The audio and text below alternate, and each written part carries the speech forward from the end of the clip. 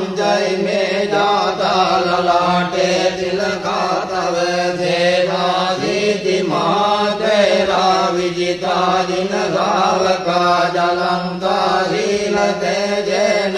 अंग मंगे गुदं ठिता रत्नं पुरतो आदि दक्षिणे मित्त गुत्त गंधजगं पच्यतो आदि वामे अंगुलिमालकं गंधमूल परित्कंज आठानाटिय शुद्धकं आकाशच्च धनं आदिभेदापाकार